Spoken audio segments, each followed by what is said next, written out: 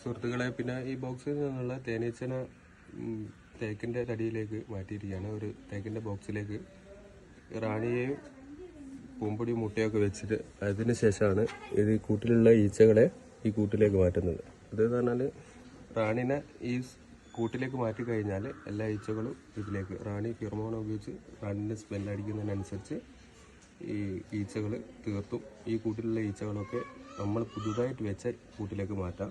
അതിന് നമ്മൾ ചെയ്യേണ്ടതെന്ന് പറഞ്ഞാൽ നമ്മളൊരു മാതൃ കോളനിയിൽ നിന്ന് തേനീച്ചനെ എടുക്കുമ്പോൾ ആ കൂട് കവർ ചെയ്ത് വെക്കുക.